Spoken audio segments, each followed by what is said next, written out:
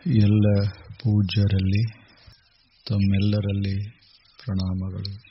ಪ್ರತಯೇ ಬ್ರವೀಮಿ ತದುಮೇ ನಿಬೋಧ ಸ್ವರ್ಗ್ಯಮಗ್ನಿಂ ನಚಿಕೇತಃ ಪ್ರಜಾನನ್ ಅನಂತಲೋಕಾಪ್ತಿ ಮಥೋ ಪ್ರತಿಷ್ಠಾಂ ವಿದ್ಧಿ ತ್ವಮೇತಂ ನಿಹಿತಂ ಗುಹಾಯಾಂ ಲೋಕಾದಿಮಗ್ನಿಂ ತಮುವಾಚ ತಸ್ಮೈ ತವೈವ ನಾಮ್ನಾ ಭವಿತಾ ಅಯಮಗ್ನಿಃ ಶೃಂಕಾಂಚ ಇಮಾಮನೇಕ ರೂಪಾಂ ಗೃಹಾಣ ತ್ರಿನಾಚಿಕೇತಃ ತ್ರಿಭಿರೇತ್ಯ ಸಂಧಿಂ ತ್ರಿಕರ್ಮಕೃತ್ ತರತಿ ಜನ್ಮ ಮೃತ್ಯು ಬ್ರಹ್ಮಜಜ್ಞಂ ದೇವಮೀಡ್ಯಂ ವಿದಿತ್ವಾ ನಿಚಾಯ ಇಮಾಂ ಶಾಂತಿಂ ಅತ್ಯಂತಂ ಏತಿ.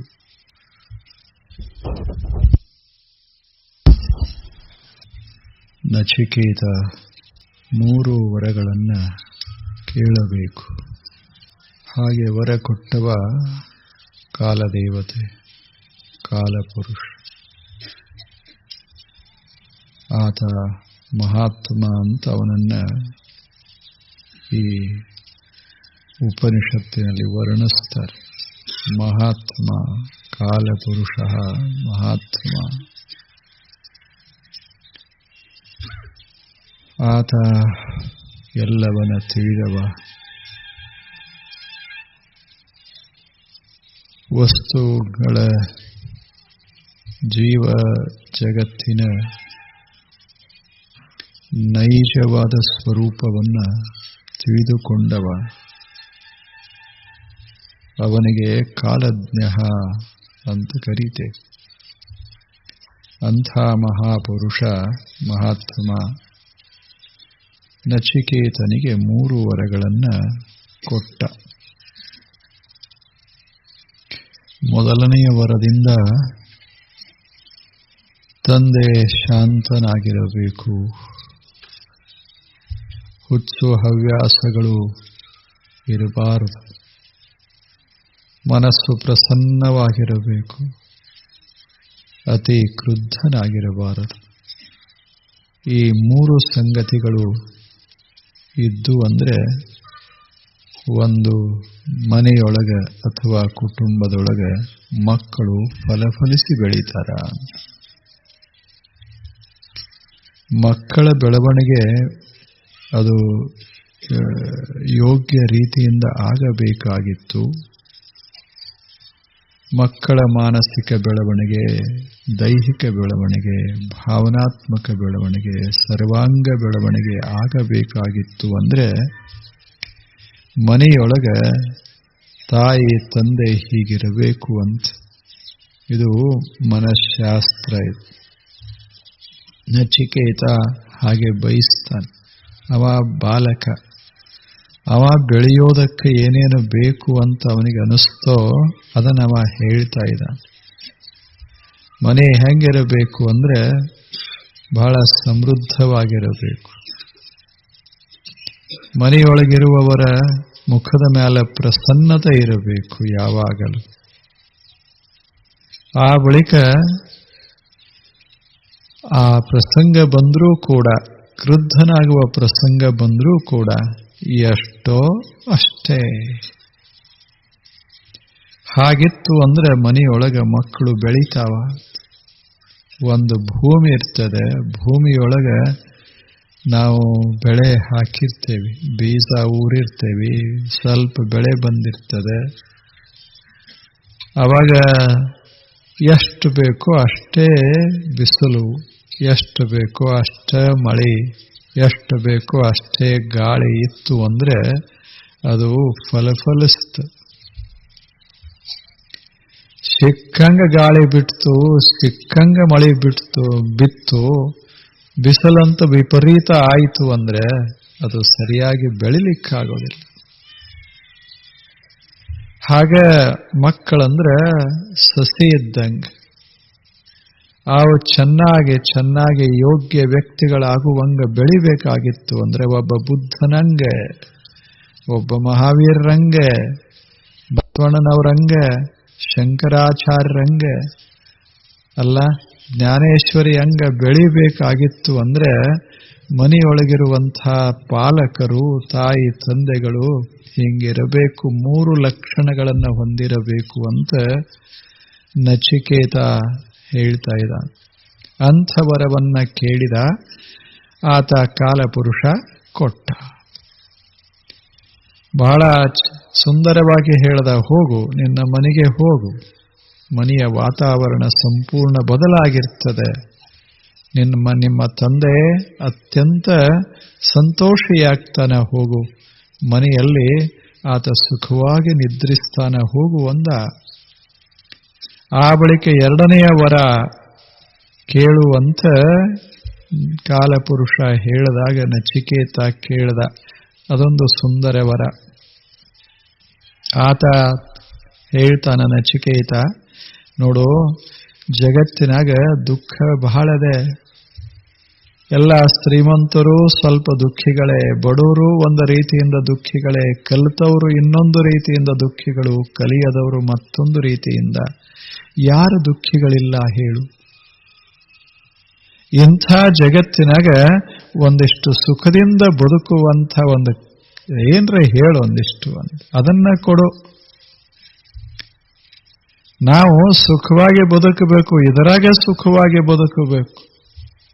ಮರಣ ಇರಬೇಕು, ಆ ಬಳಿಕ ವೃದ್ಧಾಪ್ಯ ಇರಬೇಕು, ರೋಗಗಳಿರಬೇಕು, ಮಾನ ಮರ್ಯಾದೆಗಳು ಅಥವಾ ಅಪಮಾನ ಇವೆಲ್ಲ ಜಗತ್ತಿನಲ್ಲಿ ಸಾಮಾನ್ಯ. ಇವೆಲ್ಲ ಸಂಗತಿಗಳು ಇಷ್ಟೆಲ್ಲ ಇದ್ದಂಥ ಈ ಜಗತ್ತಿನೊಳಗೆ ನಾವು ಸುಖವಾಗಿ ಬಾಳಬೇಕಲ್ಲ, ನಾವು ಸುಖವಾಗಿ ಬದುಕು, ಎದ್ದದ್ರಲ್ಲೇ ಸೌಖ್ಯ ಪಡಬೇಕು. ಎಲ್ಲವನ್ನ ತೆಗೆದು ಹಾಕಿ ಅತ್ಯಂತ ಅದ್ಭುತವಾದ ಸ್ವರ್ಗವನ್ನೇ ನಿರ್ಮಾಣ ಮಾಡಿದ ಬಳಿಕ ಸುಖ ಪಡ್ತೇವಿ ಅಂದ್ರೆ ಅದು ಹೆಂಗ ಸಾಧ್ಯ ಆಗ್ತದೆ ಹೇಳು? ಇರೋದ್ರಾಗ ನಾನು ಬಹಳ ಚಂದ ಇದ್ರೆ ನಾ ಸುಖ ಪಡ್ತೀನಿ ಅಂತೂ ಆದ್ರೆ ಇನ್ನು ಚಂದ ಆಗೋದು ಯಾವಾಗ? ಸುಖ ಪಡೋದು ಯಾವಾಗ? ಹಂಗಾದ್ರೆ ಆಫ್ರಿಕನ್ರು ಎಂದೂ ಸುಖ ಪಡಬಾರ್ದಾಗಿತ್ತು, ಹೌದಲ್ಲ ಹೇಳಿ?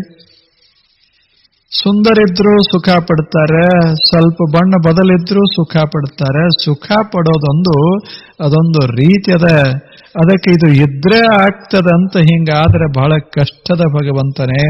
ಎಲ್ಲರೂ ಇಚ್ಛೆ ಪಡ್ತಾರೆ, ಯಾರಿಗಿಲ್ಲ ಹೇಳು? ಯಾರಿಗಿಲ್ಲ ಹೇಳು? ರೊಕ್ಕಿಲ್ಲದವರು ದುಃಖಿಯಾಗಿರ್ಬೇಕಂತ ಬಯಸ್ತಾರೇನು? ಯಾರ ಕೋಟ್ಯಾಧೀಶರು ಅವರಷ್ಟೇ ನಾವು ಆನಂದವಾಗಿರಬೇಕಂತ ಬಯಸ್ತಾರೇನು? ಸ್ವಲ್ಪ ಕಲಿತವರು ಅದನ್ನೇ ಬಯಸ್ತಾರೆ, ಚಂದಾಗಿರಬೇಕಪ್ಪ, ಸುಖವಾಗಿರಬೇಕು. ಹೆಚ್ಚು ಕಲಿತವರು ಅದನ್ನೇ ಬಯಸಬೇಕಾಗ್ತದೆ.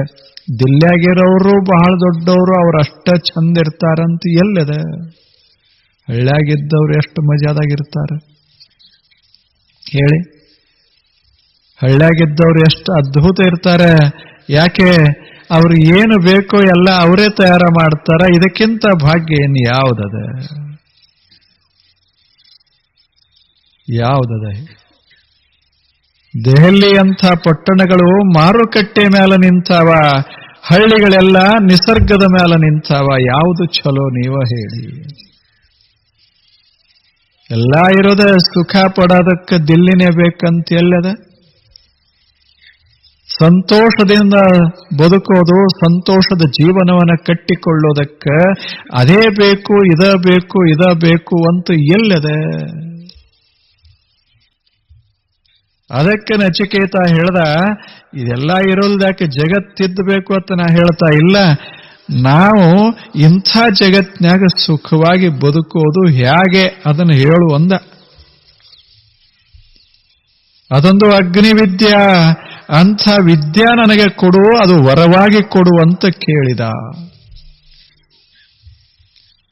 ಹೌದಲ್ಲ ಹೇಳಿ? ಎಂಥ ವರ ಕೇಳಿದ! ಅಕಸ್ಮಾತ್ ನೀವ ಹೋಗಿದ್ರೆ ಅಲ್ಲೇ ಏನು ಕೇಳಬಹುದಾಗಿತ್ತು? ಮುಪ್ಪಿನವರು ಯುವಕ ಆಗಲಿ ಅಂತ ಕೇಳಬಹುದಾಗಿತ್ತು. ಇಲ್ಲೇನು ಕಪ್ಪಿದ್ದವರು ಕೆಂಪಾಗಲಿ ಅಂತ ಕೇಳಬಹುದಾಗಿತ್ತು. ಆಗೋದಿಲ್ಲ.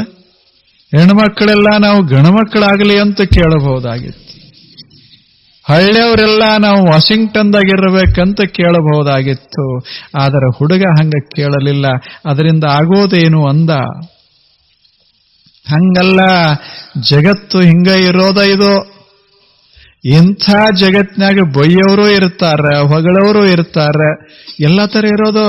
ಯಾರ ಮನೆಯೊಳಗಿರೋದಿಲ್ಲ ಹೇಳಿ? ಜಗಳಿಲ್ಲದ ಒಂದರೆ ಮನೆ. ರಾಮನ ಮನ್ಯಾಗ ಜಗಳ ಆಯ್ತು, ಇನ್ನು ಉಳಿದವ್ರ ಮನ್ಯಾಗ ಏನಾಗಬೇಡ ಹೇಳಿ. ರಾಮನ ಮನ್ಯಾಗ ಜಗಳ ಆಯ್ತು. ಕೈಕೇಯಿಗೆ ಕೌಶಲ್ಯಕ ಇಲ್ಲ, ಸೌಮಿತ್ರಿಗೆ. ಯಾಕೆ? ಈಕೆ ಏನು ಬೇಡಿಕೊಂಡ್ಲೋ ಅದರಿಂದ ಎಲ್ಲರಿಗೂ ಪೆಟ್ಟ ಬಿತ್ತು, ಜಗಳ ಶುರುವಾಯ್ತು. ರಾಮನ ಮನ್ಯಾಗ ಜಗಳ ಆದ ಬಳಿಕ ಇಂಥವ್ರ ಮನ್ಯಾಗ ಆಗುದಿಲ್ಲ ಅಂತ ಎಲ್ಲದೆ. ವಾಲ್ಮೀಕಿ ಬಹಳ ಛಲೋ ಮಾತು ಬರದಾನ. ವ್ಯಾಸ ಬಂದು ಹೇಳ್ದ, ಯಾರ ಮನೆಯಾದರೂ ಜಗಳಿರೋದೆ. ಕೌರವರು ರಾಜರು, ಪಾಂಡವರು ರಾಜರು, ಇಬ್ರೂ ಬಹಳ ಬಲಿಷ್ಠರು, ಬುದ್ಧಿವಂತರು, ಧನುರ್ವಿದ್ಯಾ ಪಾರಂಗತರು. ಒಬ್ಬನೇ ಗುರುವಿನ ಸಮೀಪದಲ್ಲಿ ಅದ್ಭುತ ವಿದ್ಯೆಯನ್ನು ಕಲಿತವರೆಲ್ಲರೂ. ಆದರೂ ಜಗಳ ತಪ್ಪಲಿಲ್ಲ. ಆದ್ದರಿಂದ ಇದನ್ನೆಲ್ಲ ನೋಡಿದರೆ ಇದು ಹಿಂಗ ಇರೋದು ಈ ಜಗತ್ತ. ಇಂಥದ್ರಾಗೆ ನಾವು ಸಂತೋಷವಾಗಿರಬೇಕು. ಅದಕ್ಕೇನಾರೇ ವಿದ್ಯಾ ಇದ್ರೆ, ಅದಕ್ಕೇನಾದರೂ ಒಂದಿಷ್ಟು ಇದ್ರೆ ಅದನ್ನ ಕೊಡು, ವರವಾಗಿ ಕೊಡು ಅಂದ. ಜ್ಞಾನವನೇ ವರವಾಗಿ ಬೇಡುವಂಥವ್ರು ಎಲ್ಲದಾರ? ಹುಡುಗ ಎಷ್ಟು ಜಾಣ, ಕೊಡು, ವರವಾಗಿ ಕೊಡು. ಅವಾಗ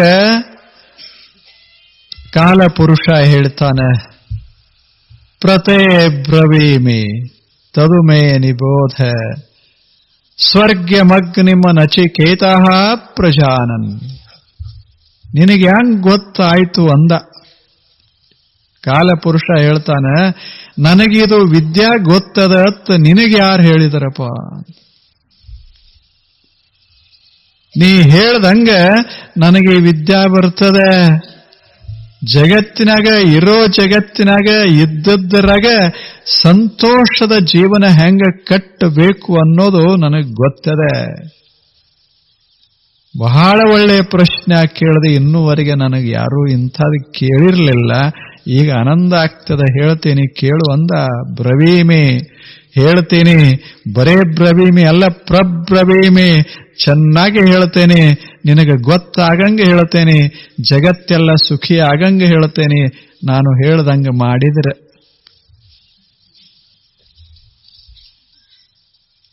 ಚಲೋ ಇಲ್ಲ? ಎಷ್ಟು ಚಂದ ಹೂಗಳಂತವ. ನಿಮ್ಮನ್ನ ಸಂತೋಷಗೊಳಿಸ್ತೇನೆ. ಹೂಗಳು ಮನೆ ಸುತ್ತ ಹೂವ ಹಚ್ಚಾನ, ಹೂಗಳು ಹೇಳ್ತಾವ, ನಾ ಬಹಳ ಸಂತೋಷಗೊಳಿಸ್ತೇನೆ ನಿನ್ನನ್ನ. ಆದ್ರೆ ಮನ್ಯಾಗ ಒಯ್ದ್ರೆ, ಕಣ್ತುಂಬ ನೋಡಿದರೆ, ಒಂದಿಷ್ಟು ವಾಸನೆ ಅನುಭವಿಸಿದರೆ ಬೇಕಲ್ಲ. ತ್ವಾಟದ ಒಂದು ದಿವಸ ತ್ವಾಟದಾಗ ಹೋಗಿಲ್ಲ. ಯಾಕೆ? ಬ್ಯಾಳೆನೇ ಇಲ್ಲ. ಮನ್ಯಾಗೆಲ್ಲ ಪ್ಲಾಸ್ಟಿಕ್ ಹೂ ತಂದು ಇಟ್ಕೊಂಡಾನ. ಹೊರಗೊಂದು ದೊಡ್ಡ ತೋಟನೇ ಅದ, ಮನೆ ಸುತ್ತಮುತ್ತ ಅದು ಎಕರೆಗಟ್ಲೆ. ಆದ್ರೆ ತ್ವಾಟದಾಗ ಹೋಗಾಕ ಬ್ಯಾಳೆನೇ ಇಲ್ಲ. ಹಂಗ ಕಾರ್ ಎಳೆದ ಬಂದ, ಬಾಗಿಲದೊಳಗೆ ಹೋದ. ಅದು ನಮ್ಮ ದೇಶದ ಬಾಗಿಲಲ್ಲ, ಪರದೇಶದ ಬಾಗಿಲು ಹೆಂಗಿರ್ತಾವಂದ್ರ ಕಾರನೇ ಒಳಗೆ ಹೊಕ್ಕಾವ್. ಅದ ಬಂದ್ ಮಾಡ್ತಾರ, ಒಳಗೆ ಬಾಗಿಲ ಇರ್ತದ, ಹೊರಗೆ ಹೋಗೋ ಪ್ರಶ್ನೆನೇ ಇಲ್ಲ. ಒಳಗೆ ಬಂದ, ರಾತ್ರಿ ತುಂಬಾ ಒಂದಿಷ್ಟು ಕುಡ್ದ, ತಿಂದ, ಏನೋ ಮಾಡ್ದ. ಮುಂಜಾನೆ ಎದ್ದು ಮತ್ತ ಗಾಡಿಯೊಳಗೆ ಹೋದ. ಕೋಟಿ ಕೋಟಿ ತಂದ, ಆದ್ರೆ ಒಂದು ಹೂ ನೋಡ್ಲಿಲ್ಲ. ಸುವಾಸನೆ ಅನುಭವಿಸಲಿಲ್ಲ. ಇರ್ತದಲ್ಲೇ, ಆದ್ರೆ ಅದನ್ನ ಬಳಸೋರು ಬೇಕಲ್ಲ. ಹಂಗ ನಚಿಕೇತ, ನನ್ನೊಳಗೆ ವಿದ್ಯಾದ, ನಿನಗದ ಕೊಡ್ತೀನಿ, ಜಗತ್ತನ್ನ ಸಮಾಧಾನಗೊಳಿಸ್ತದೆ, ಆದ್ರೆ ಬಳಸೋರು ಬೇಕಲ್ಲ. ನೀನೊಬ್ಬ ಬಂದೆಯ, ಕೊಡ್ತೀನಿ ಕೇಳು. ಪ್ರಬ್ರವೀಮೆ, ಮತ್ತೆ ಹೆಂಗರೆ ಹೇಳುವುದಿಲ್ಲ, ಸರಿಯಾಗಿನೇ ಹೇಳುತ್ತೇನೆ, ಅನುಭವ ಪೂರ್ಣವಾಗಿ ಹೇಳುತ್ತೇನೆ. ನಾನು ಕಾಲಪುರುಷನಾಗಿದ್ದರೂ ಸರಿ ಎಷ್ಟು ಆನಂದವಾಗಿದ್ದೀನಿ. ಯಾಕೆ ಹಂಗದೆ? ಅದೊಂದು ಕಲಾ, ಅದು ಜೀವನದ ಕಲಾ. ಆಮೇ ಶ್ರೀಮಂತಾಹುನೇ ಶ್ರೀಮಂತ, ಹಂಗ ಕಲಾ.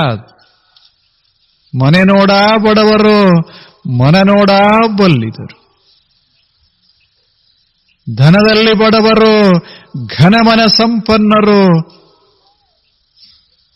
ಎಮ್ಮ ಕೂಡಲ ಸಂಗನ ಶರಣರು, ಕರುಳಿಲ್ಲದ ಕಲಿಗಳು. ಈಟ ಮನಿ ಅದಾವ, ದೊಡ್ಡ ಮನಸ್ಸದ, ಮನ್ಯಾಗ ರೊಕ್ಕ ಕಡಿಮೆ ಅದ, ಮನಸ್ಸಿನಾಗ ಸಂತೋಷ ಹೆಚ್ಚದ. ಇದಕ್ಕಿಂತ ಬೇಕೇನು ಅಂತ. ಅದು ಕಲಾ. ಅಂಥ ವಿದ್ಯೆಯನ್ನ ಈಗ ನಿನಗೆ ಉಪದೇಶ ಮಾಡ್ತೀನಿ ಕೇಳು. ಪ್ರಬ್ರವೀಮೆ, ನಾನು ಚೆನ್ನಾಗಿ ಹೇಳ್ತೇನೆ, ತಿಳಿಯಂಗೆ ಹೇಳ್ತೇನೆ. ಹೇಳೋದು ಸಹಿತ ಹಂಗಿರಬೇಕಾಗ್ತದೆ. ಬಹಳ ಬಹಳ ದೊಡ್ಡ ದೊಡ್ಡ ಶಬ್ದ ಬಳಸಿ ಭವ್ಯ ಮಾಡಿ ಬಿಟ್ರೆ ತಿಳಿದಿದ್ರೆ ಏನು ಮಾಡೋದು? ಏನು ಉಪಯೋಗ ಏನದ? ಇಷ್ಟು ದೊಡ್ಡ ಪುಸ್ತಕ ಬರೆದೀನಿ, ಯಾರು ಓದಿದ್ರು ಏನು ತಿಳಿಯಂಗಿಲ್ಲ. ಏನ್ ಮಾಡೋದು? ತಗೊಂಡು ಏನ್ ಮಾಡೋದು? ಇರ್ಬೋದು, ಬಹಳ ಮಹತ್ವದ್ದಿರಬಹುದು, ಆದ್ರೆ ಏನು ಮಾಡೋದೇನು? ಈಗ ನನಗೆ ಕಂಪ್ಯೂಟರ್ ಬರುವುದಿಲ್ಲ. ನೀವು ದೊಡ್ಡದೊಂದು ಕಂಪ್ಯೂಟರ್ ಇಲ್ಲ ತಂದಿಟ್ರೆ ನಮಗೆ ಡಬ್ಬಿ ಇಟ್ಟಂಗಾಗತ್ತೆ ಅಷ್ಟೆ. ನಮಗೆ ಬರುವುದಿಲ್ಲಲ್ಲ, ತಗೊಂಡು ಏನು ಮಾಡೋದು? ಸಣ್ಣದ ಯಾಕಿರೋದಕ್ಕೊಂದು ಪಾಟಿ ಪೆನ್ಸಿಲ್ ಇದ್ರೆ ಬರ್ಯಾಕ ಬರ್ತದೆ, ಉಪಯೋಗ ಮಾಡಾಕ ಬರ್ತದೆ, ಸಾಕಪ್ಪ ಇಷ್ಟೇ ಅನ್ನೋದು. ಗೊತ್ತಿಲ್ಲದ್ದೆಲ್ಲ ಸಂಗ್ರಹ ಮಾಡಿಕೊಂಡು ಮಾಡೋದರೆ ಏನದ ಹೇಳಿ? ಬಂಗಾರದ್ದೊಂದು ತಟ್ಟೆ ತಂದಾನ ಮನ್ಯಾಗ ಊಟಕ್ಕೆ, ಆದ್ರೆ ಬಳಸೇ ಇಲ್ಲ. ಯಾಕೆ? ಯಾರೇ ನೋಡಿದ್ರೆ ಹಂಗ ಬಳಸೇ ಇಲ್ಲ. ಎಲ್ಲಿಟ್ಟಾನ? ಬ್ಯಾಂಕಿನಾಗ ಇಟ್ಟಾನ. ಮನ್ಯಾಗ ಆಗುದಿಲ್ಲ ಅಂತ ಬಜಾರ್ದಾಗಿಂತಂದು ಬ್ಯಾಂಕಿನಾಗ ಇಟ್ರ ಮನ್ಯಾಗ ಏನು ಉಪಯೋಗ ಆಯ್ತು ಅಂತ. ಎದಕ್ಕೆ ಮಾಡಿದ್ದೆ? ಅದಕ್ಕೆ ಬಡ್ಡಿ ಕೊಡ್ಕೋತ, ಅದಕ್ಕೆ ಬಾಡಿಗೆ ಕೊಡ್ಕೋತ ಕುಂತ ಅಷ್ಟೆ. ನಮ್ದು ಅದೇ ಬಂಗಾರದ ತಟ್ಟೆ ಅದ, ಎಲ್ಲದ ಅಂತ ಕೇಳಿದ್ರೆ ಇಲ್ಲಿಲ್ಲ, ಅಲ್ಲದೆ. ಮತ್ತ ಅವ್ರ ಮನ್ಯಾಗ ಇರ್ತತ್ತಲ್ಲ, ಮಾರುಕಟ್ಟೆಗ ಅಲ್ಲೇ ಇರ್ತತ್ತಲ್ಲ, ನೀ ಬ್ಯಾಂಕ್ನಾಗ ತಂದಿಡೋದ್ರಾಗ ಏನಾಗ್ತದೆ? ಹಂಗ ನಮ್ಮದು ನಡೆದದ, ನಮ್ಮದು ಹಂಗದ. ನಮಗೂ ಒಂದಿಟ್ಟು ವಿದ್ಯಾಪದ್ಯ ಏನ್ರ ಇದ್ರೆ ಉಪಯೋಗನೇ ಇಲ್ಲ. ಅದನ್ನ ಹೇಳೋ, ಅದು ತಿಳಿಬೇಕು. ಹಂಗದು ವಿದ್ಯೆ ಅದ. ಸರಿಯಾಗಿ ತಿಳಿಬೇಕು, ಸ್ವಚ್ಛಾಗಿರಬೇಕು. ಎರಡೇ ಶಬ್ದ ತಿಳಿಲಿ, ಚಂದಾಗಿ ತಿಳಿಬೇಕ ಬೇಡ? ಹಾಗ ಹೇಳ್ತಾನ ಕಾಲಪುರುಷ, ಮಹಾಗುರು ಕಾಲಪುರುಷ, ಮಹಾತ್ಮ ಕಾಲಪುರುಷ. ಆತ ಅಂತಾನ, ನೀ ಸಣ್ಣ ಹುಡುಗ, ನಿನಗ ತಿಳಿಯಂಗ, ಮತ್ತು ಬರೇ ತಿಳಿಯಂಗಲ್ಲ, ಪಕ್ಕ ತಿಳಿಯಂಗ ಹೇಳ್ತೇನೆ. ಅದು ದೊಡ್ಡ ವಿದ್ಯೆ. ನಿಬೋಧ, ಸ್ವಲ್ಪ ಕಿವಿ ಕೊಡು, ನಿನಗ ತಿಳಿತದ, ತಿಳ್ಕೋ. ತದು ಮೇ ನಿಬೋಧ, ನನ್ನಿಂದ ಒಂದಿಷ್ಟು ತಿಳ್ಕೋ. ಸ್ವರ್ಗಂ ಅಗ್ನಿಂ, ಅಗ್ನಿ ಹೆಂಗದ ಅಂದ್ರೆ ಈ ವಿದ್ಯಾ, ಅಗ್ನಿ ವಿದ್ಯಾ ಸ್ವರ್ಗಂ. ಅದನ್ನ ಬಳಕೆಯೊಳಗೆ ತಂದು ಬಿಟ್ರೆ ಜೀವನ ಸ್ವರ್ಗ ಆಗ್ತದೆ. ಸ್ವರ್ಗ ಅಂದ್ರೆ ಸುಂದರ ಆಗ್ತದೆ, ಸಂತೋಷದಿಂದ ತುಂಬುತ್ತದೆ, ಸಮೃದ್ಧವಾಗ್ತದೆ. ಸ್ವರ್ಗದ ಲಕ್ಷಣಗಳಿವು ಮೂರು. ಜೀವನ ಸುಂದರ ಆಗಬೇಕು, ಜೀವನ ಸಮೃದ್ಧ ಆಗಬೇಕು, ಆ ಬಳಿಕ ಸಂತೋಷದಿಂದ ತುಂಬಬೇಕು. ಮೂರು. ಹಿಂಗ ಜೀವನ ಆಯಿತು ಅಂದ್ರೆ ಸ್ವರ್ಗೀಯ ಜೀವನ ಅಂತ ಇದಕ್ಕೆ ಕರಿಬೇಕು. ಇದು ಸ್ವರ್ಗ. ಎಷ್ಟು ಚಲೋ ಕಲ್ಪನಾ ಅದು. ನಾಕ ಅಂತಾರ ಅದಕ್ಕೆ, ನಾಕಂ. ನಾಕಂ ಅಂದ್ರೆ ದುಃಖ ಇಲ್ಲ, ಸುಖ. ಅಸಂತೋಷ ಇಲ್ಲ, ಸಂತೋಷ ಅದ. ಅಸಂತೋಷ ಜಗತ್ನಾಗದೆ, ದುಃಖ ಜಗತ್ನಾಗದೆ. ಅದರ ನಡುವೆ ನಾನು ಸಂತೋಷಿ, ನಾನು ಸುಖಿ. ಅದಕ್ಕೆ ನಾಕ ಇದ ಜಗತ್ನಾಗ ಸ್ವರ್ಗ ಕಟ್ಟಿಕೊಳ್ಳುವುದು. ಇಲ್ಲೇ ಸ್ವರ್ಗವನ್ನು ನಿರ್ಮಾಣ ಮಾಡಿಕೊಳ್ಳುವುದು. ಅದಕ್ಕಂತಾನ ಅನಂತ ಲೋಕಾಪ್ತಿಮಥೋ ಪ್ರತಿಷ್ಠಾಂ. ಈ ವಿದ್ಯೆ ಹೆಂಗದ ಕೇಳು. ವಿದ್ಯೆಯನ್ನು ವರ್ಣಿಸ್ತಾನೆ, ಅಗ್ನಿವಿದ್ಯೆಯನ್ನ. ಅನಂತ ಲೋಕಾಪ್ತಿಂ, ಇದು ನಿನಗೆ ಗಳಿಸಿಕೊಡ್ತದೆ, ಜೀವನಕ್ಕೆ ಮೆರಗ ತಂದು ಕೊಡ್ತದೆ. ನೀನು ನಗಬೇಕು, ಸಂತೋಷದಿಂದ ಬದುಕಬೇಕು, ಹಂಗ ಮಾಡ್ತದೆ. ಇದೊಂದು ಅಗ್ನಿವಿದ್ಯಾ. ಪ್ರತಿಷ್ಠಾಂ, ಜಗತ್ತೆಲ್ಲ ಇದರ ಮ್ಯಾಗ ನಿಂತದೆ. ಜಗತ್ತು ಇದರ ಮ್ಯಾಲ ನಿಂತದೆ, ಅಗ್ನಿವಿದ್ಯೆಯ ಮ್ಯಾಲ ನಿಂತದೆ. ಸಂತೋಷ ಉಂಟಾಗಬೇಕಾದ್ರೆ ಇದು ಬೇಕಾಗ್ತದೆ.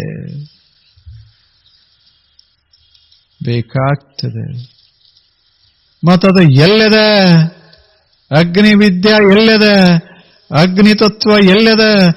ಎಲ್ಲೂ ಇಲ್ಲ, ನಿನ್ನೊಳಗೆ ಅದೆ.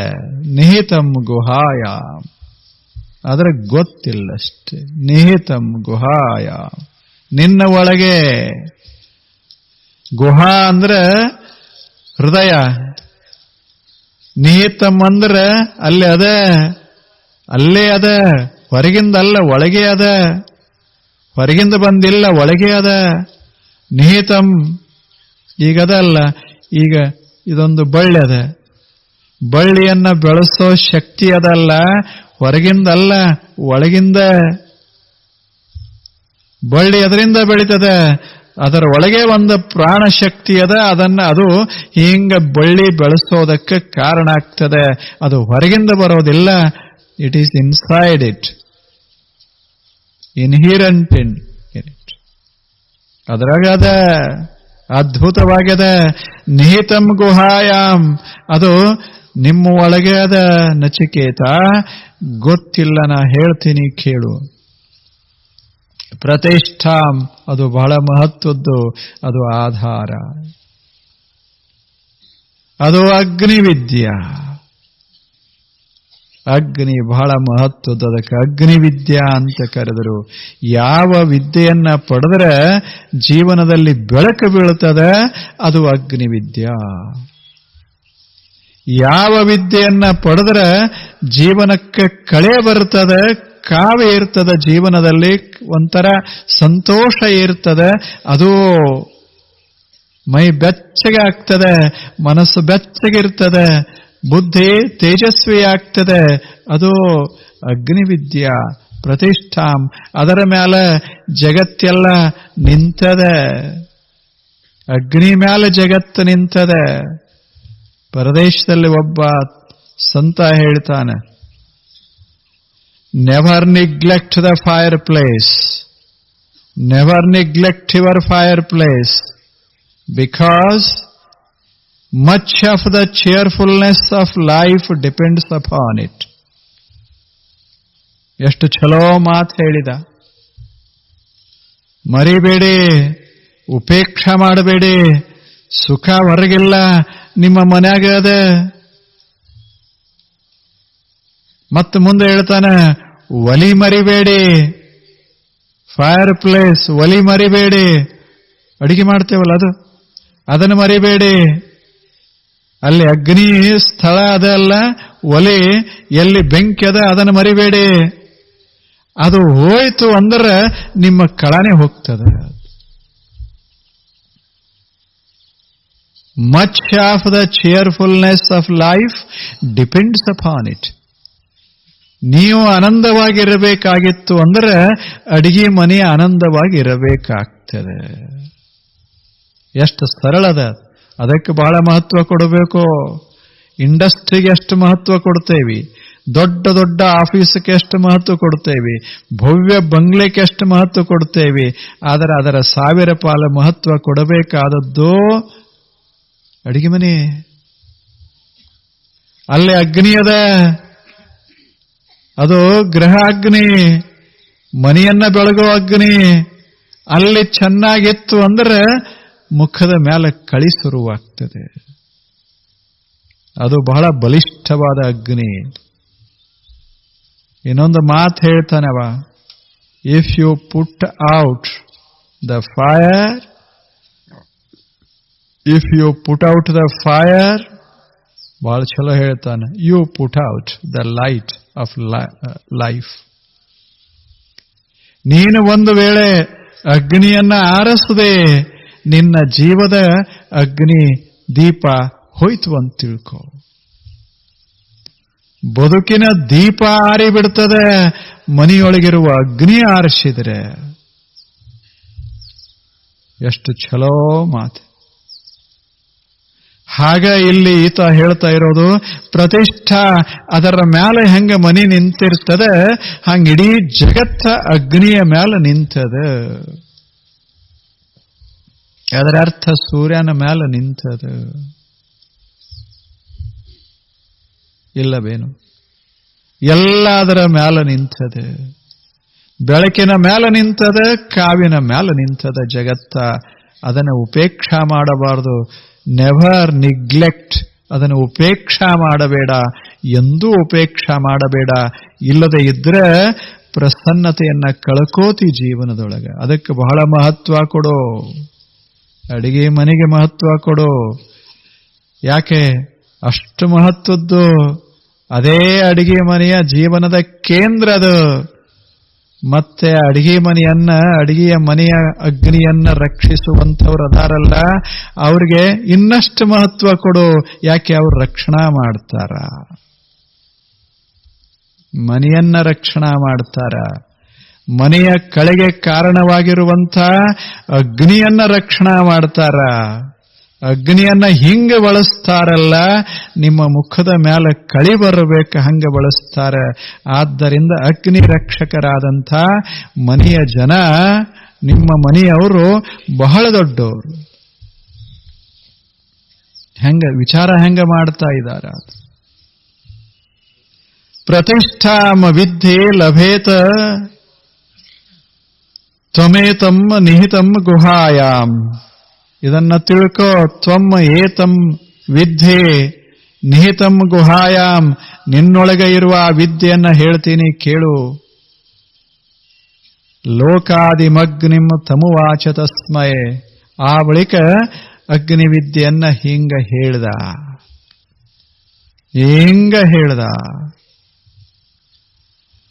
ಹೇಳಿ ಅಂತಾನ, ಹೇಳು ನಾ ಏನೇನು ಹೇಳಿನಿ ಹೇಳು ಅಂದ. ಅವಾಗ ಹುಡುಗ ನಚಿಕೇತ ಅಷ್ಟು ಲಕ್ಷ ಕೊಟ್ಟ ಕೇಳಿದ್ದ. ಅಗ್ನಿ ವಿದ್ಯೆ ಅವ ಏನು ವರ್ಣಿಸದ, ಹೆಂಗ ವರ್ಣಿಸಿದ್ದ ಅದನ್ನ ಗುಪ್ತವಾಗಿ ವರ್ಣಿಸಿದ್ದ. ಆ ವರ್ಣನೆಯನ್ನ ಕೇಳಿ ಹುಡುಗ ಮತ್ತೆ ಯಥಾವತ್ತಾಗಿ ಹೇಳಿದ. ಹೀಗೆ ಹೇಳ್ದಿ ನೋಡು ಅಂದ. ಅವಾಗ ಕಾಲಪುರುಷನಿಗೆ ಎಷ್ಟು ಸಂತೋಷ ಆಯಿತು. ಎಷ್ಟು ಸಂತೋಷ ಆಯಿತು ಅಂದ್ರೆ, ತ್ವಮೇವ ತವೈವ ನಾಮ್ನ ಭವಿತ ಅಯಮಗ್ನಿ. ಇದೇನು ವಿದ್ಯೆ ಅದ ನಚಿಕೇತ, ಈ ವಿದ್ಯೆಗೆ ನಿನ್ನ ಹೆಸರ ಇಟ್ಟು ಬಿಡ್ತೇನೆ. ಇದು ನಚಿಕೇತ ಅಗ್ನಿ ವಿದ್ಯಾ. ಹುಡುಗನ ಮೇಲೆ ಎಷ್ಟು ಆನಂದ ಆಗಿತ್ತು. ಹುಡುಗ ಹೆಂಗಿದ್ದ ಅಂದ್ರೆ, ಒಂದು ಸಲ ಕೇಳಿದ್ರೆ ಸಾಕು ಅದು ಹಿಡಿತಿತ್ತು ಮನಸ್ಸು. ಅಷ್ಟು ಗ್ರಹಣ ಸಾಮರ್ಥ್ಯ, ಅಷ್ಟು ಲಕ್ಷ. ನಮಗೆಲ್ಲರಿಗೂ ಇರ್ತದೆ, ಲಕ್ಷ ಕೊಡೋದಿಲ್ಲ ಅಷ್ಟ. ಹುಡುಗ ಅಷ್ಟು ಲಕ್ಷ ಕೊಟ್ಟು ಕೇಳಿದ್ದ. ಶೃಂಕಾಂಚ ಇಮಾಂ ಅನೇಕ ರೂಪಾಂ ಗ್ರಹಾಣ. ಮತ್ತೆಷ್ಟು ಆನಂದ ಆಗಿತ್ತು ಅಂದ್ರೆ, ತಗೋ ನನ್ನ ಮಾಲೆ, ಇದು ಬಹಳ ಅಪರೂಪದ ಮಾಲೆ, ಅಪ್ರತಿಮ ಮಾಲೆ, ಬೆಲೆ ಬಾಳುವಂಥ ಮಾಲೆ ಅಂತ ತನ್ನ ಕೊರಳ ಮಾಲೆಯನ್ನ ತಗೊಂಡು ಆ ಹುಡುಗನ ಮೇಲೆ ಹಾಕಿದ. ಎಷ್ಟು ಆನಂದ ಆಗಿತ್ತು. ಶೃಂಕಾಂ ಅನೇಕ ರೂಪಾಂ. ಎಷ್ಟು ಅದ್ಭುತವಾಗಿತ್ತು ಆ ಮಾಲ. ಹಂಗದು ದೇವಮಾಲ. ಅಂಥದನ್ನ ಅವನ ಕೊರಳಿಗೆ ಹಾಕಿದ. ಎಷ್ಟು ಹೇಳ್ದ, ಏನು ಹೇಳ್ದ ಅನ್ನೋದು ಪ್ರಶ್ನೆ. ಏನು ಹೇಳ್ದ? ಅಗ್ನಿವಿದ್ಯಾ ಅಂದ್ರೆ ಯಾವುದು? ಯಾವುದು ಅಗ್ನಿವಿದ್ಯಾ? ಅದನ್ನ ಅವ ಗುಪ್ತವಾಗಿ ಹೇಳ್ದ. ಹೇಳಿ ಒಂದು ಸ್ವಲ್ಪ ಮುಂದೆ ಮಾತು ಹೇಳ್ದ, ಅದರಾಗ ಅದು ಗೊತ್ತಾಗ್ತದೆ. ತ್ರಿನಾಚಿಕೇತಃ ತ್ರಿವಿರೇತ್ಯ ಸಂಧಿಂ ತ್ರಿಕರ್ಮ ಕೃತ್ ತರತಿ ಜನ್ಮ ಮೃತ್ಯು. ಏನ ಭಾಷೆ ಎಷ್ಟು ಚಂದ ಹೇಳ್ತಾನ. ನಚಿಕೇತನಿಗೆ ಯಮ ಕಾಲದೇವತೆ ಹೇಳ್ತಾನ, ತ್ರಿನಾಚಿಕೇತಃ, ನಿನ್ನ ಹೆಸರ ಅದಕ್ಕೆ ಇಡ್ತೇನೆ. ನಿನ್ನ ಹೆಸರ ವಿದ್ಯೆಗೆನೆ ನಿನ್ನ ಹೆಸರ. ಯಾಕೆ? ಮೊಟ್ಟ ಮೊದಲ ಮನುಷ್ಯನಲ್ಲಿ, ಮನುಷ್ಯ ಜಗತ್ತಿನೊಳಗೆ ಮೊಟ್ಟ ಮೊದಲ ನನ್ನ ಹತ್ತಿರ ಬಂದು ಕಲಿತವ ನೀನು, ನಿನ್ನ ಹೆಸರು ಅದಕ್ಕಿಡ್ತೇನೆ. ಈ ತ್ರಿನಾಚಿಕೇತ ವಿದ್ಯೆ, ಇದಕ್ಕೆ ನಚಿಕೇತ ವಿದ್ಯಾ ಅಂತ ಕರಿಬೇಕು. ಈ ನಚಿಕೇತ ವಿದ್ಯೆಯನ್ನ ನೀನು ಜಗತ್ತಿನಲ್ಲಿ ಹೋಗಿ ಪ್ರಚಾರ ಮಾಡು. ಎಲ್ಲರಿಗೂ ಈ ವಿದ್ಯೆಯನ್ನ ಕೊಡು. ಯಾಕೆ? ಎಲ್ಲರೂ ಸಂತೋಷ ಆಗಿ ಬದುಕಬೇಕು. ವೈರಿ ಅಂತ ತಿಳ್ಕೋಬೇಡ, ಮಿತ್ರ ಅಂತ ತಿಳ್ಕೋಬೇಡ. ಎಲ್ಲರಿಗೆ ಸ್ವಚ್ಛಂದಾಗಿ ಕೊಡು. ಎಲ್ಲರೂ ಪರಿವರ್ತನೆ ಹೊಂತಾರೆ, ಎಲ್ಲರೂ ಆನಂದವಾಗಿ ಬದುಕ್ತಾರೆ, ಜಗತ್ತು ಸ್ವರ್ಗವಾಗ್ತದೆ. ಅವಾಗ ಹೇಳ್ತಾನ, ತ್ರಿನಾಚಿಕೇತಃ, ಯಾರು ಈ ವಿದ್ಯೆಯನ್ನ ಪಡೀತಾರೆ. ಹೆಂಗೆ ಪಡೀತಾರೆ? ಮೊದಲ ಕೇಳೋದು, ಆ ಬಳಿಕ ಮನಸ್ಸಿನಲ್ಲಿ ಅದನ್ನ ತುಂಬಿಕೊಳ್ಳೋದು, ಆ ಬಳಿಕ ಅದನ್ನ ಆಚರಣೆಯಲ್ಲಿ ತರೋದು.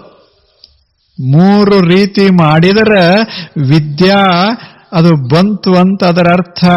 ಆದ್ದರಿಂದ ನಚಿಕೇತ, ತ್ರಿನಾಚಿಕೇತ ಅಂತ ಕರೆದ. ವಿದ್ಯಾ ಹೆಂಗೆ ಬರ್ತದಂದ್ರೆ, ಮೈಗೂಡಬೇಕಾಗಿತ್ತು ಅಂದ್ರೆ 3 ರೀತಿ ಅಂತ ಹೇಳ್ತಾನೆ. ವಿದ್ಯಾ ನನಗೆ ಬರಬೇಕಾದ್ರೆ ಹೆಂಗೆ? 3 ಥರ. ಮೊದಲ ಸರಿಯಾಗಿ ಲಕ್ಷ್ಯ ಕೊಟ್ಟು ಕೇಳಬೇಕು. ಮೊದಲ ಲಕ್ಷ್ಯ ಕೊಟ್ಟು ಕೇಳೋದು.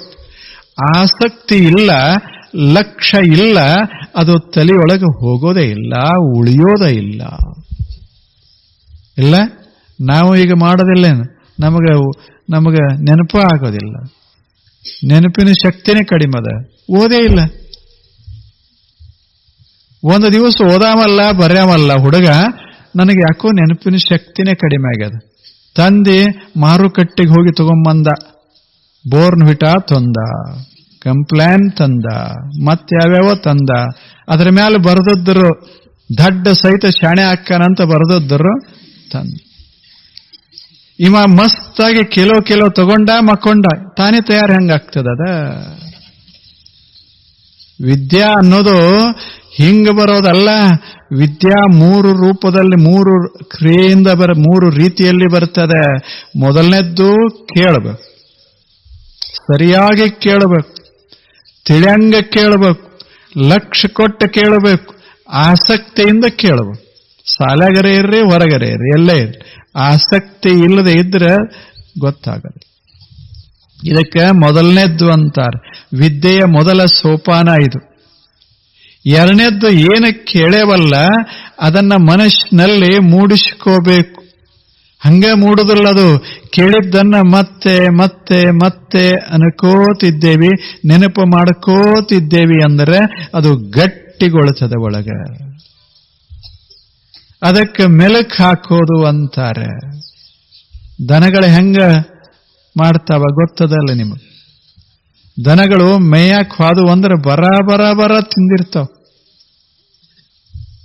ಅವಾಗ ಅವು ಮೆಲುಕು ಹಾಕೋದಿಲ್ಲ, ಮಸ್ತಾಗಿ ಮೊದಲು ಸಾಧ್ಯ ಆದಷ್ಟೆಲ್ಲ ಹಸರೆಲ್ಲ ತಿಂದು ಆ ಬಳಿಕ ಯಾವಾಗ ವ್ಯಾಳೆ ಸಿಕ್ತೋ ಗಿಡದ ಕೆಳಗೆ ಹಿಂಗೆ ಮೈ ಚಾಚಿ ಮಲ್ಕೊಡು ಅಂದ್ರೆ ಮೆಲ್ಲಾಕ್ ಶುರು ಮಾಡ್ತ.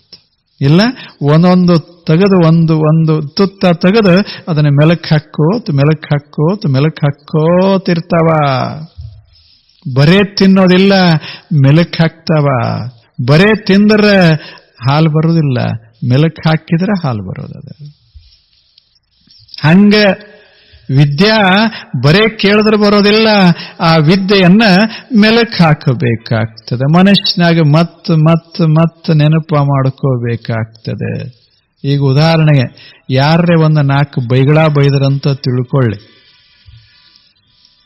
ಈಗ ನಾನೇ ಬೈದು ಬಿಟ್ಟೆ, ಒಂದು 4 ಬೈಗಳ ನಿಮಗೆ ಬೈದೆ. ನೀವು ಮನೆಗೆ ಹೋಗಿ ಹೇಳ್ಬೇಕಲ್ಲ. ಅದಕ್ಕೆ ದಾರ್ಯಾಗ ಏನು ಮಾಡಬೇಕಾಗ್ತದೆ? ಏನೇನು ಬೈದೆ ಅದನ್ನು ರಿಪೀಟು ಮಾಡ್ಕೋತ ಹೋಗಬೇಕಾಗ್ತದೆ. ಮನೆಗೆ ಹೋಗೋ ತಕ 100 ಸಲ ಹಿಂಗೆ ರಿಪೀಟ್ ಮಾಡೋದ್ರಾಗ ತಲೆಯಾಗ ಅದು ಭವ್ಯ ರೂಪ ತಾಳಕ್ಕೆ ಶುರುವಾಗ್ತದೆ. ಅವೇ ಮೂಡ್ತಾವ. ಮುಂದೆ 1 ತಾಸಿಂದ ಮಾತು ಕಠೋಪನಿಷತ್ತು ಪಾಪ ಅದ ನಚಿಕೇತದೆಲ್ಲ ಹೋಗೇ ಬಿಡ್ತದೆ. ಒಂದೇ ಉಳಿತದೆ 4 ಬೈಗಳ. ಅನ್ನೋದಲ್ಲೇನ ಹಿರಿಯರೆಲ್ಲ ಹೇಳ್ತಾರೆ, 4 ಮಾತು ಹೇಳ್ತೀನಿ ಕೇಳು ಅಂತಾರೆ. ಇದು 4 ಬೈಗಳ. ಅವ ಇದನ್ನು ತಗೊಂಡು ಬಂದ ಮನೆಯಾಗ ಅಷ್ಟೊತ್ತಿಗೆ ಮೆಲಕ್ ಹಾಕಿದ್ದ. ಅವು ಭದ್ರಾಗಿದ್ದು. ಆ ಬಳಿಕ ಹೇಳಕ್ ಶುರು ಮಾಡ್ದ. ಕೇಳೋರು ಅಷ್ಟ ಆಸಕ್ತಿ ಮನ್ಯಾಗ. ಅವ್ರು ಹೇಳ್ರಿ, ಇನ್ನೊಮ್ಮೆ ಹೇಳ್ರಿ, ನಂಗೆ ತಿಳಿಯಂಗೆ ಹೇಳ್ರಿ.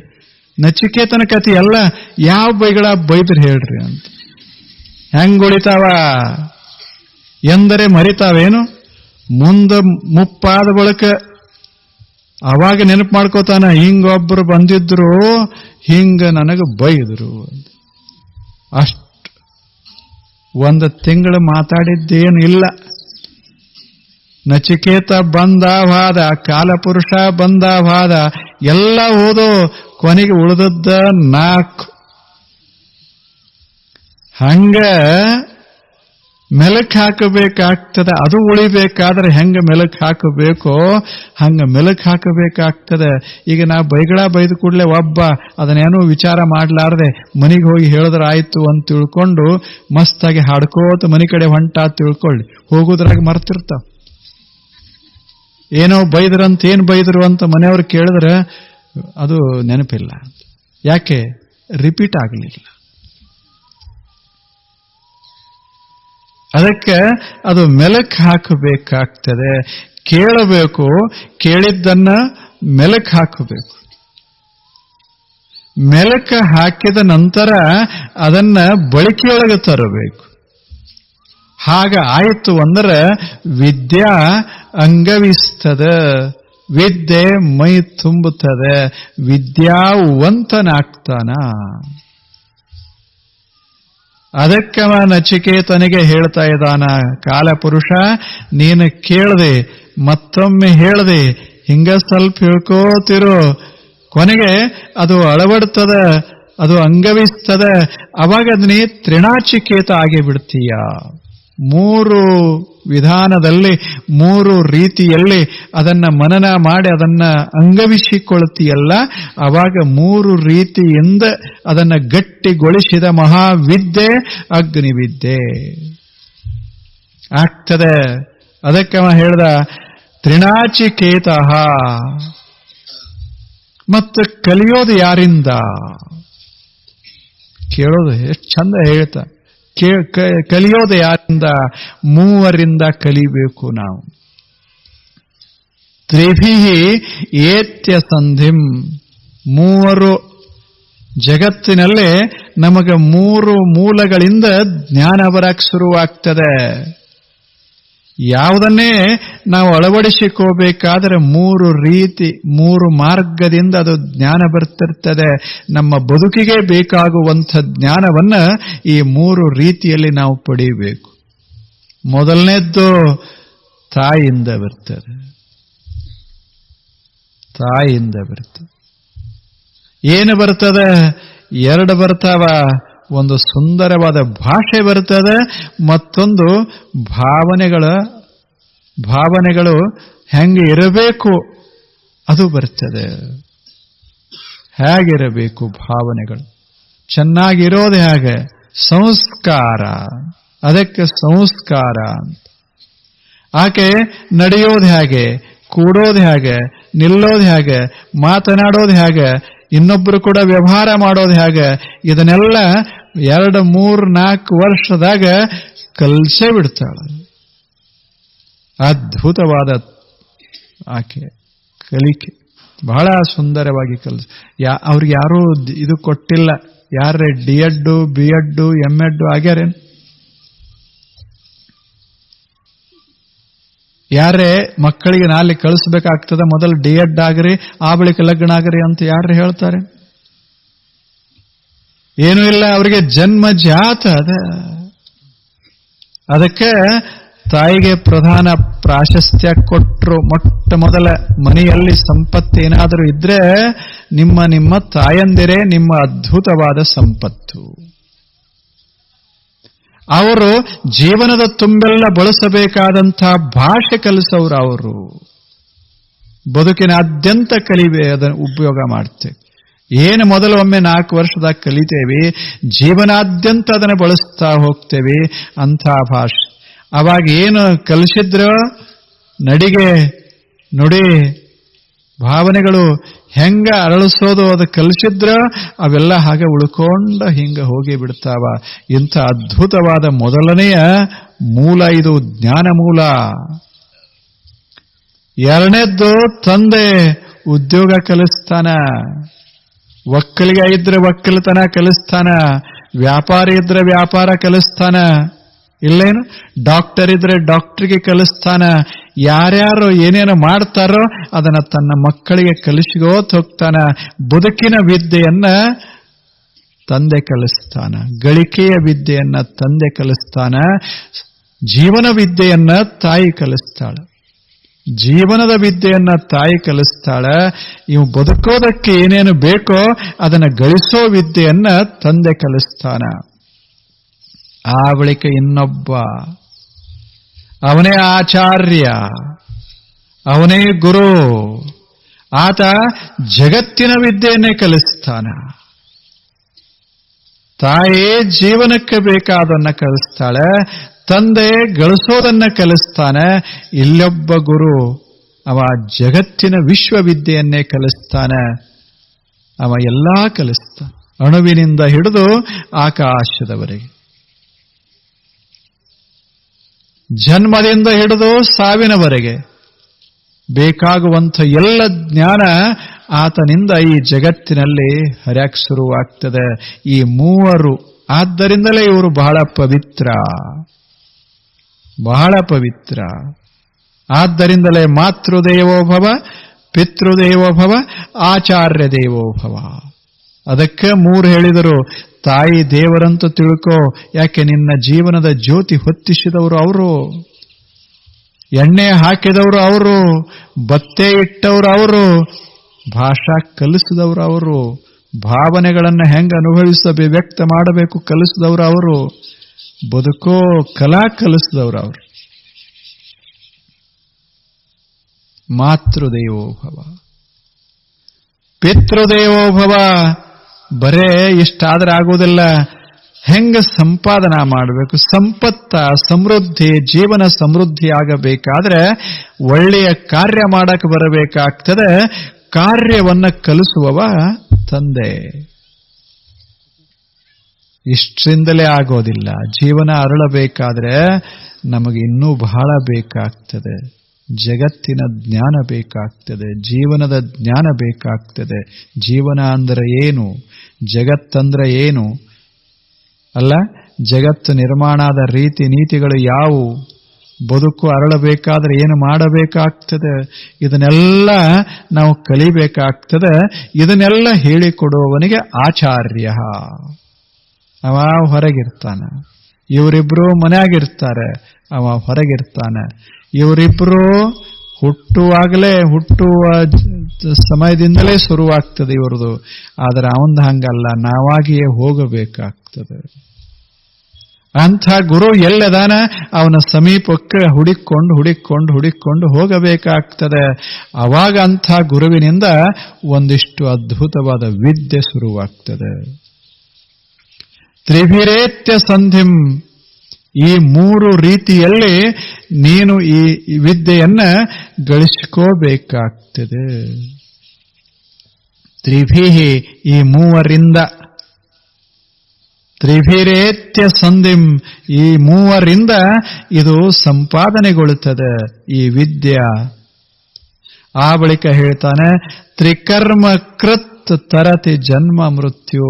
ಮತ್ತು ಇವುಗಳನ್ನ ತ್ರಿಕರ್ಮ ಕೃತ್, ಒಂದು 3 ರೀತಿಯಲ್ಲಿ ಇದನ್ನ ಬಳಸಬೇಕಾಗ್ತದೆ. ಇದನ್ನು ವ್ಯಕ್ತ ಮಾಡಬೇಕಾಗ್ತದೆ. ಅದ ತ್ರಿನಾಚಿಕೇತಾಗ್ನಿ.